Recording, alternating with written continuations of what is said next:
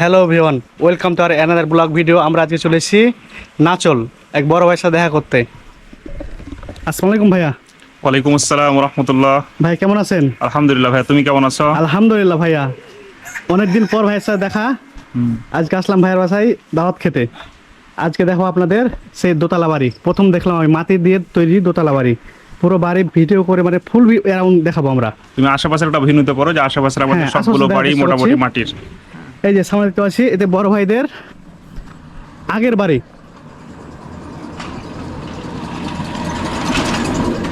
এই দেখতে পাচ্ছেন যে বড় ভাইয়ের আগের বাড়ি, একসাথে সবাই থাকতো মিলেমিশে। এখন যেহেতু বাড়ি আলাদা হয়ে গেছে, সে কারণে তারা ওই বাড়িতে আছে। হ্যাঁ চলেন ভাই, ভিতর থেকে দেখা যাক কি আছে ভিতরে।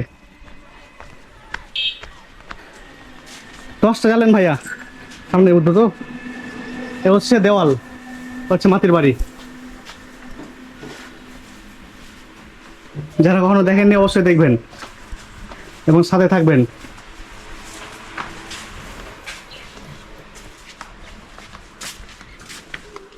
টর্চটা জ্বালেন একটু, অন্ধকারে এই ধাপি বলতে পাওয়া যাবে না। এই দেখতে পাচ্ছেন, এখান দিয়ে উঠার পর দোতলাতে ওঠার জন্য এই ধাপি ব্যবহার করতে হবে। অন্ধকারের জন্য দেখাতে পাচ্ছি না।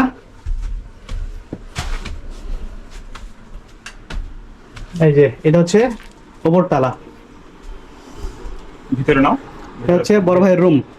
ভিতরে উপর তলার উপরে দেখে দাও।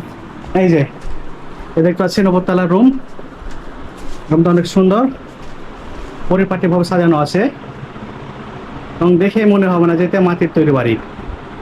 হালকা পেইন্টিং করা আছে।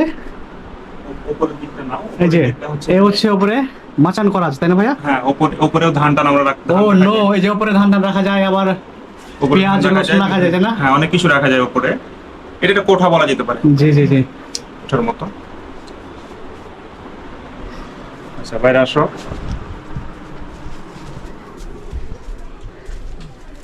এ হচ্ছে বারান্দা, দোতলা বারান্দা।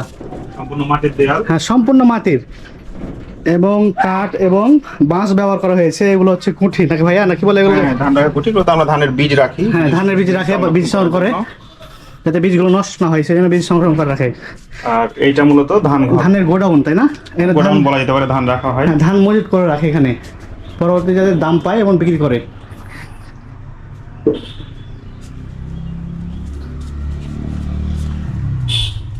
এটা হচ্ছে জানালা।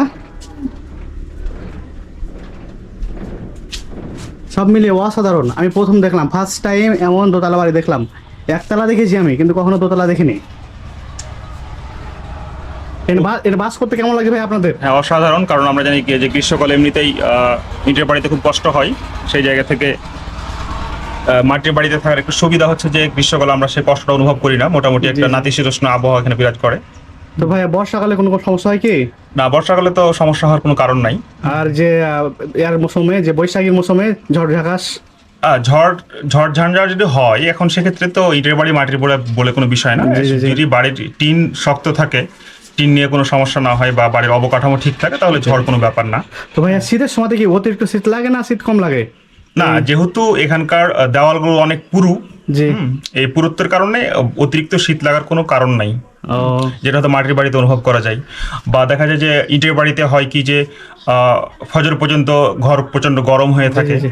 কিন্তু এই মাটির বাড়িতে গ্রীষ্মকালে মানে দ্রুতই ঘরগুলো কি হয়ে যায়, ঠান্ডা হয়ে যায়, ঠান্ডা হয়ে যায়। এবং রাতে একটা ভালো আবহাওয়া বিরাজ করে। যে বসন্ত বিরাজ করে। তো ভাইয়া যে শীতকালে বেশি আরাম মনে করেন, কমফোর্টেবল ফিল করেন, না গরমকালে বেশি মনে না, করেন? শীতকাল অবশ্যই এনজয়েবল, এবং মাটির বাড়িতে আরো বেশি এনজয়েবল অবশ্যই। আমি শুনেছি ভাইয়া যে এই যে মাটির বাড়িতে বসবাস করলে নাকি যে হার্ট ভালো থাকে, আবার কি আয়ু বেড়ে যায়। এই জিনিসটা কি মানে কুসংস্কার না আসলে সত্যি? না, এ বিষয়ে আমার কোনো কিছু জানা নাই যে আসলে এই বিষয়ে কোনো বৈজ্ঞানিক ভিত্তি আছে কিনা। বৈজ্ঞানিক যদি ভিত্তি থাকে তাহলে সেটা অবশ্যই গ্রহণযোগ্য হবে। ও ধন্যবাদ ভাইয়া। বাবু তোমার নাম কি? এদিকে আসো, এদিকে আসো। এটা হচ্ছে আমার চাচাতো ভাইয়ের ছেলে, হ্যাঁ। আমার ভাতিজা। তোমার নাম কি বাবু? তাহসিন। তাহসান। কোন ক্লাসে পড়ো? লেতে। প্লেটে। ও যাই হোক, ভালো লাগছে। তোমাদের বাসা কি মাটির বাসা? তোমাদের বাসা কি এরকম মাটির বাসা? ও তোমাদের বাসা যাবো এরপরে, ঠিক আছে, পুরো ভিডিও করব। ওকে, থ্যাংক ইউ। সো গাইজ, আমাদের সাথে থাকবেন এবং পাশে থেকে লাইক করবেন। এই যে দেখছেন এখানে রসুন সংগ্রহ করা আছে, এই যে দেখছেন এগুলো আপনাদের জমি চাষ করে তাই না ভাইয়া? হ্যাঁ, জমি চাষ করা আমাদের।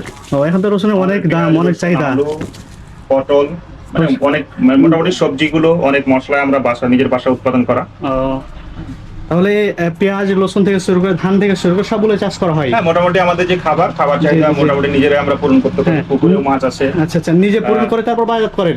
হ্যাঁ, অবশ্যই। ও, এটা অনেক ভালো। ওকে, ধন্যবাদ।